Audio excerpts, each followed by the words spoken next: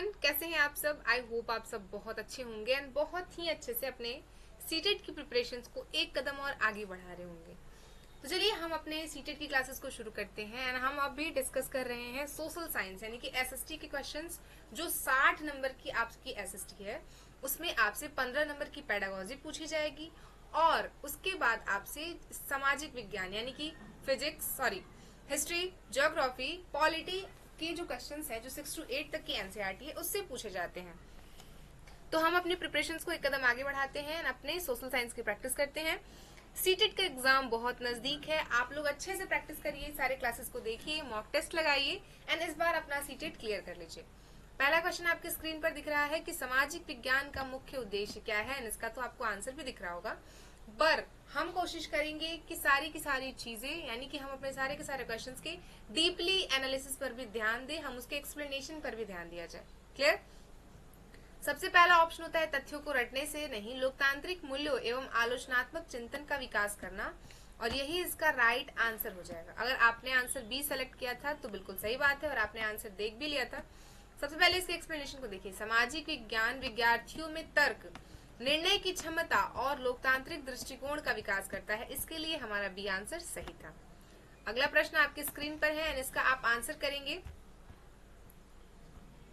चलिए इसका आंसर बताइए क्या है कि एनसीएफ 2005 के अनुसार सामाजिक विज्ञान शिक्षण के किस बात पर बल दिया गया है।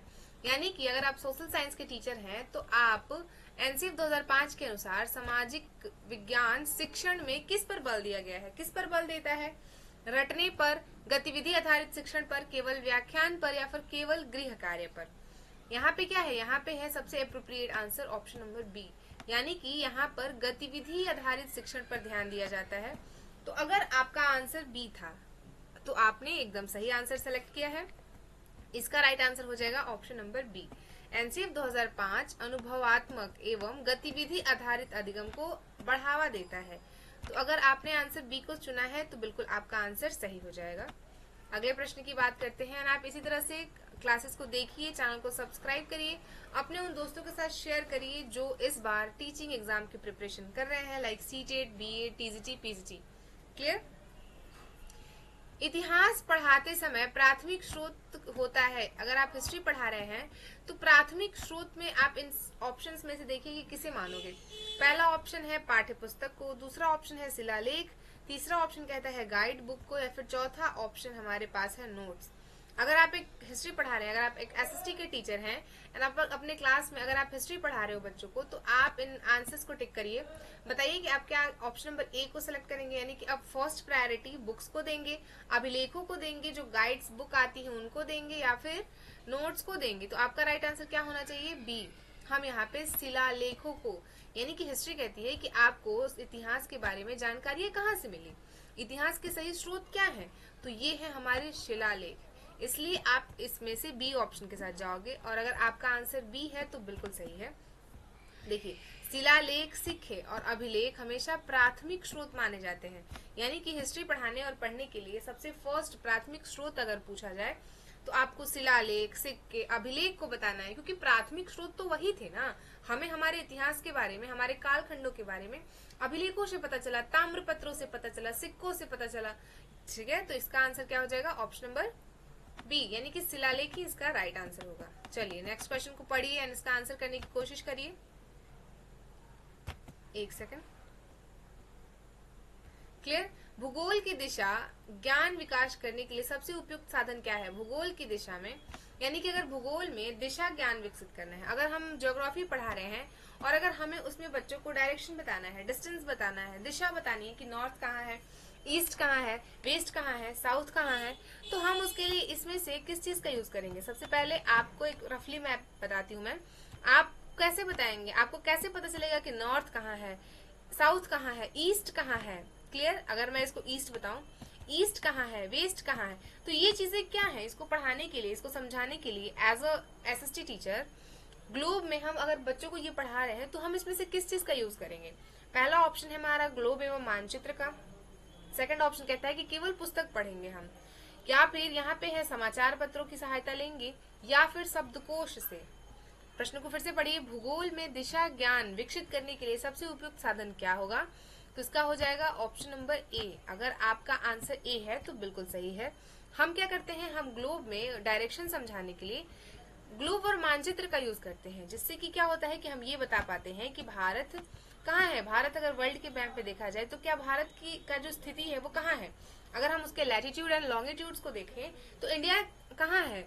हमें पता होना चाहिए कि हमारे अर्थ पर यानी कि हमारे ग्लोब को 3 काल्पनिक रेखाएं हैं जो काटती है। क्लियर। मुख्यतः 3 ही है, विषुवत रेखा, कर्क रेखा और मकर रेखा। हमारा भारत कर्क रेखा पर स्थित है। कर्क रेखा भारत के बीचों बीच से होकर के गुजरती है।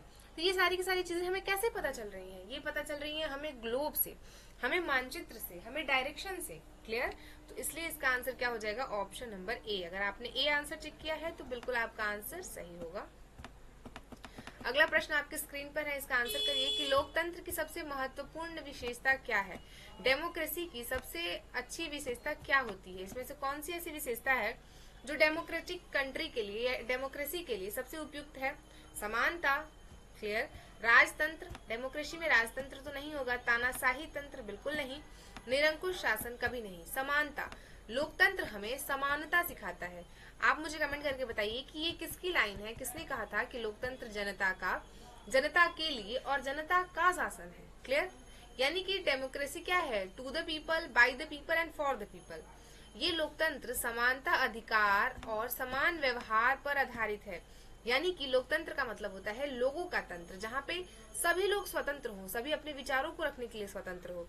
हम और आप जिनकी भी उम्र 18 वर्ष से अधिक हो गई है वो अपने वोट के अनुसार, अपने मत के हिसाब से अपने प्रतिनिधि को चुन पाए। क्लियर।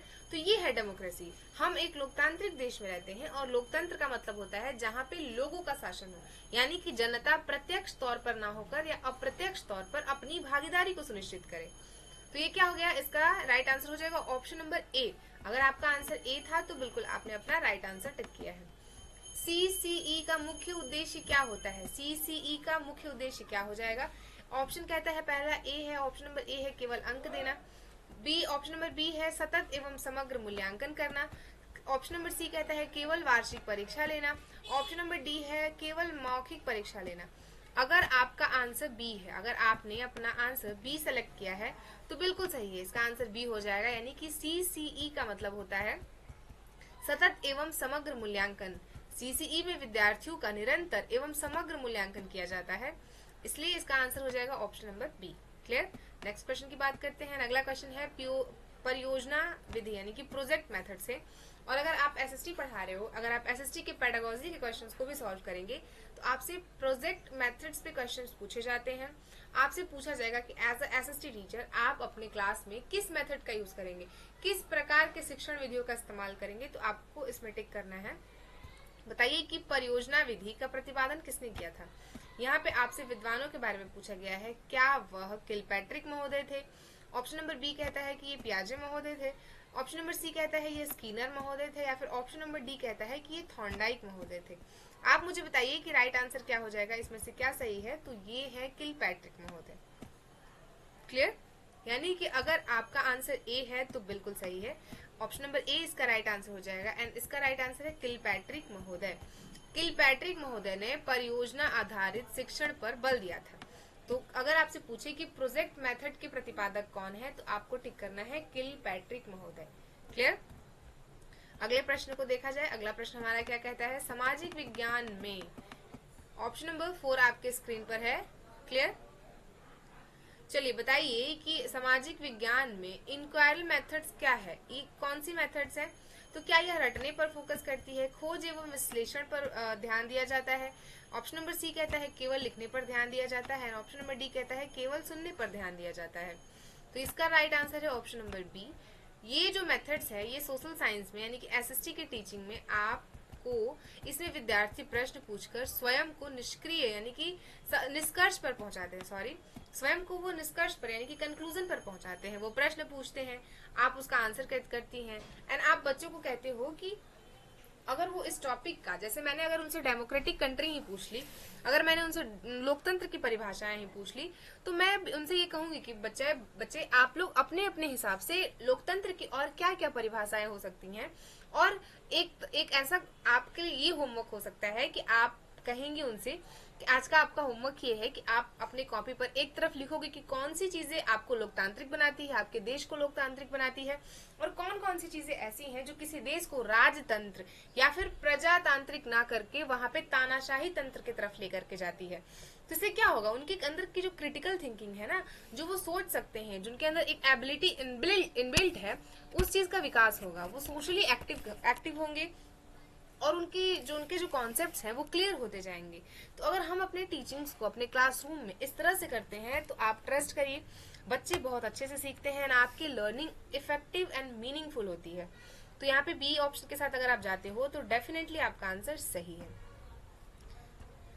क्वेश्चन नंबर 9 आपके स्क्रीन पर है कि मानचित्र कौशल विकसित करने के लिए सर्वोत्तम गतिविधि क्या है। अगर आप चाहते हो कि आपकी क्लास में बच्चे मैपिंग से अच्छे से प्रश्न पूछें, मैपिंग को समझ जाएं, मैपिंग के लिए आप इसमें से कौन से सर्वोत्तम गतिविधियों का इस्तेमाल करेंगे। आप अगर शिक्षक हैं और आपको अगर बच्चे को मैप पढ़ाना है, मैप से रिलेटेड चीजें बतानी है, तो आप ऑप्शन के साथ टिक करिए। ऑप्शन नंबर ए कहता है कि स्थान चिन्हित करना, हम पहले ही स्थान चिन्हित करेंगे।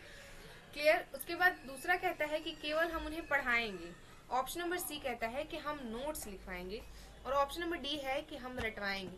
आप मुझे बताइए कि आपके अकॉर्डिंग क्या आंसर हो जाएगा। तो सबसे पहली बात तो ये है कि जब भी आप मैप पढ़ा रहे हो, जब भी आप बच्चों को चित्र पढ़ा रहे हैं, आप चाहे उन्हें कॉन्टिनेंट बता रहे हैं या फिर ओशियन बता रहे हो, माउंटेन्स पढ़ा रहे हो, रिवर्स बता रहे हो, किसी जगह की लोकेशन बता रहे हैं, आप उन्हें कुछ भी पढ़ा रहे हो जहाँ पे मैप का यूज है, तो सबसे पहले हम क्या करेंगे, हम मैप को किस लिए विकसित करते हैं, मैप क्यों बताते हैं, कि हम उस चीज को, उस जगह को चिन्हित कर सके ना, हम बता सके कि स्पेसिफिक चीजें कहाँ हैं।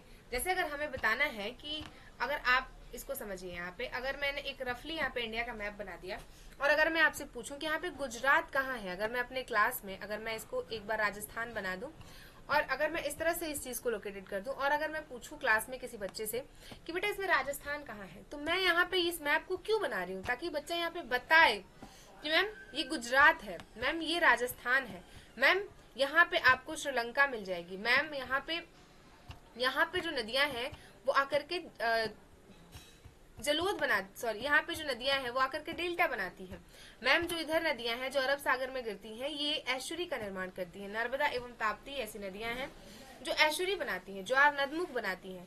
तो ये चीजें क्या है, मैं इस मैप का यहाँ पे क्यों यूज कर रही हूँ, ताकि बच्चे को पता हो कि अच्छा ये गुजरात है, अच्छा ये महाराष्ट्र है, ओके ये ईस्टर्न पॉइंट है, यानी कि ये पूर्वी तटीय क्षेत्र है, यहाँ पे तटवर्ती इलाका है। तो क्या है ये मैप का यूज मैं क्यों कर रही हूँ, ताकि मैं पॉइंट्स को क्लियर कर पाऊँ, बता सकूँ, अपनी शिक्षा को और क्वालिटेटिव बना सकूँ, इसलिए हम मैप का यूज करते हैं। समझ आ रही है। तो अगर आपसे पूछा जाए कि मैप का यूज क्यों किया जाता है, तो मैप का यूज हम इसीलिए करते हैं। अभी यहाँ पे जो पूर्वी इलाका है, पूर्वी तटवर्ती क्षेत्र है, ये कटा फटा होता है। क्लियर। अगर आप इसके कंपैरिजन में पश्चिमी तटवर्ती इलाके को देखते हो, पश्चिमी क्षेत्र को देखते हो, तो ये पूर्वी के हिसाब से क्या है, समतल नहीं होकर के ये कटा फटा कम है। अब यहाँ पे क्या है, यहाँ पे नदियां डेल्टा बनाती हैं। डेल्टा बनाने का मतलब ये हो जाता है कि वो अपने नदी यानी कि बंगाल की खाड़ी में गिरने से पहले वो वहां पर क्या कर रही है, तो वो वहां पे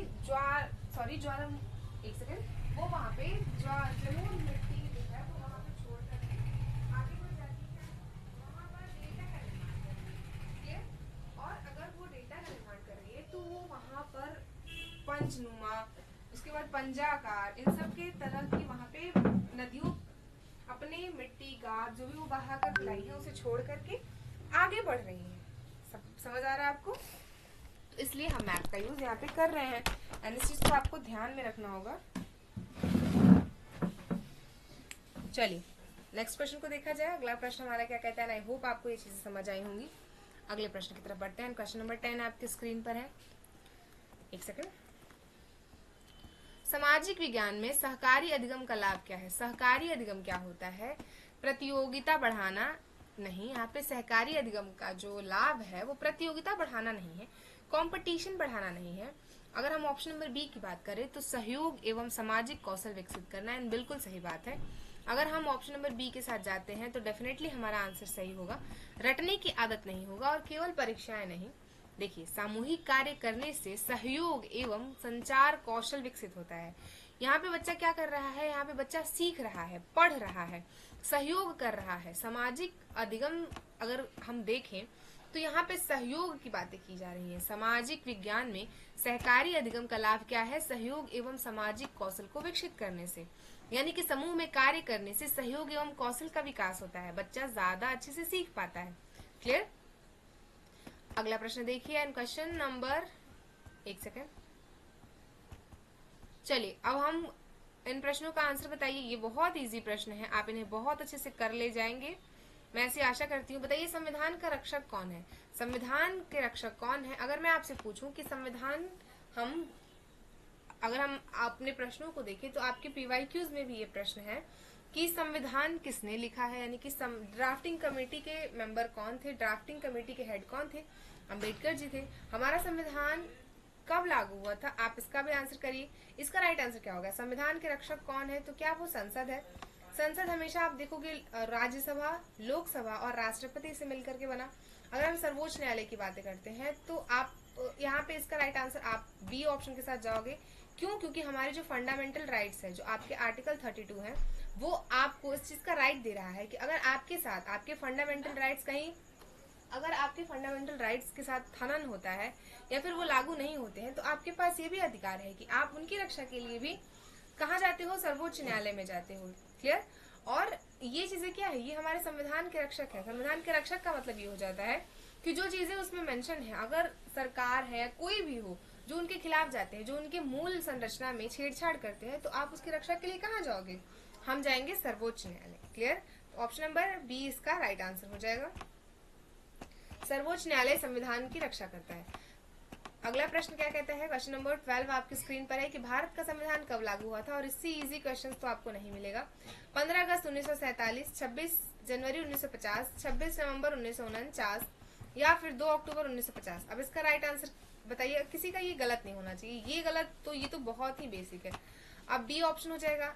आपसे हमेशा एक चीज में कंफ्यूजन हो जाता है, आपसे अगर पूछा जाता है कि लागू कब किया गया था, क्लियर, और अंगीकृत कब किया गया था, तो 26 नवंबर 1949 को। इस चीज को पढ़ते रहिए, क्या पता आपने किसी एक चीज को याद किया और दूसरा आप भूल गए। इसका तो राइट आंसर आपको पता होना चाहिए, ये गलत नहीं हुआ होगा किसी का भी, मैं ऐसी आशा करती हूँ। अगले प्रश्न को देखिए, क्या कहता है कि भारत का सबसे बड़ा राज्य क्षेत्रफल में कौन सा है? उत्तर प्रदेश नहीं, उत्तर प्रदेश में जनसंख्या ज्यादा है, क्षेत्रफल नहीं। राजस्थान, जी बिल्कुल सही बात है, राजस्थान के पास सबसे ज्यादा क्षेत्रफल है और सबसे छोटा क्षेत्रफल है गोवा के पास। सबसे अधिक जनसंख्या वाला राज्य है उत्तर प्रदेश और सबसे कम जनसंख्या वाला राज्य अगर आपसे पूछा जाता है तो सिक्किम। सबसे ज्यादा जनसंख्या किस केंद्र शासित प्रदेश के पास है? आप मुझे ये भी बताइए। तो आपका राइट आंसर हो जाएगा कि क्षेत्रफल की दृष्टि से राजस्थान सबसे बड़ा राज्य है। क्लियर? अगले प्रश्न को देखा जाए, भारत की सबसे लंबी नदी कौन सी है? अगर मैं आपसे पूछूं कि भारत की सबसे लंबी नदियां कौन सी हैं, तो आप यहाँ पे बता सकते हैं कि यमुना, गोदावरी, ब्रह्मपुत्र और गंगा। अब यमुना नदी तो गंगा की ही सहायक नदी हो जाएगी, गोदावरी भी नहीं होंगी, ब्रह्मपुत्र तो अगर आप देखोगे तो ब्रह्मपुत्र यहाँ पे असम एंड अरुणाचल से भारत में प्रवेश करती है। तो यहाँ पे इसका तो मैक्सिमम चीज, ये तो मैक्सिमम तिब्बत और चाइना की तरफ ही बह रही है। पर भारत में गंगा नदी एक ऐसी नदी है जो उद्गम भी कर रही है, कहाँ से? भारत से ही, यानी कि हिमालय में गंगोत्री ग्लेशियर से। और 2525 किलोमीटर गंगा की टोटल लंबाई है। तो सबसे लंबी नदी है गंगा। गंगा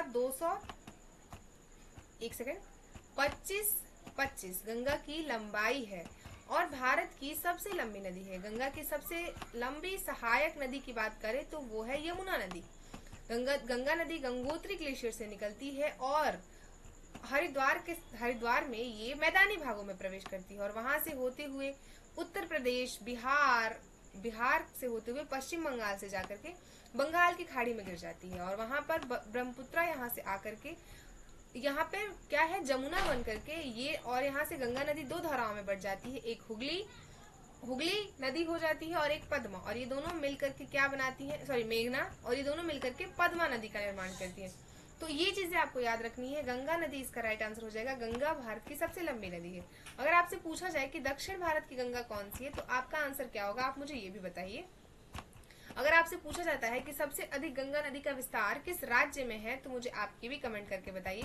अगर आपसे पूछा जाता है कि बिहार में गंगा नदी कहाँ से प्रवेश करती है, तो बिहार के बक्सर जिला से। और गंगा नदी बिहार के किस जिले से निकल जाती है, मुझे ये भी कमेंट करके बताइए। पंचायती राज व्यवस्था में कितने स्तर होते हैं? अब ये किसी का गलत नहीं होगा भाई, 3 स्तर होते हैं पंचायती राज व्यवस्था में।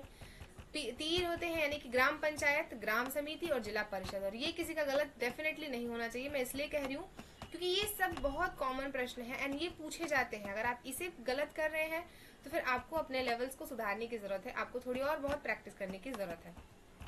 भारत का राष्ट्रीय आय दिवस किससे संबंधित है? यानी कि भारत का राष्ट्रीय आय दिवस किससे संबंधित होगा? जीडीपी से, अर्थव्यवस्था से, कृषि से या फिर उद्योग से?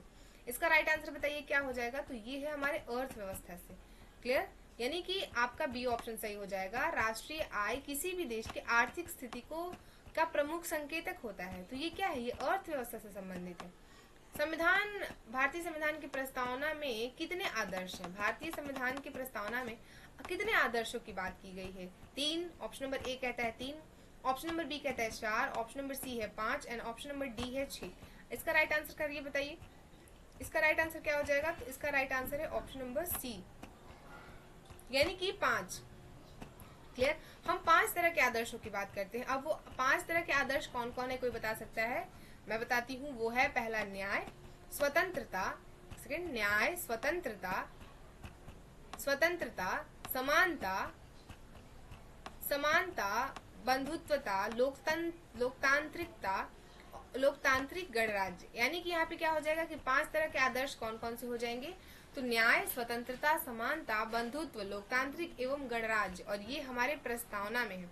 अगर मैं आपसे पूछूं कि प्रस्तावना में संशोधन पहली बार कब किया गया था, तो क्या आप मुझे ये बता पाओगे? बताइए। चलिए हम अपने नेक्स्ट प्रश्न की बात करते हैं। हमारा अगला प्रश्न क्या है? एक सेकंड, हाँ ये हमने पढ़ लिया। अगला क्वेश्चन है कि भारत में मतदान की आयु कितनी है? और मैं आपसे ये भी पूछूंगी कि ये कौन से संवैधानिक संशोधन के बाद इसे 21 से घटा करके 18 किया गया था? क्योंकि ये तो बहुत इजी है कि भारत में मतदान करने की उम्र कितनी है? 18 वर्ष। ये तो सबको पता होगा।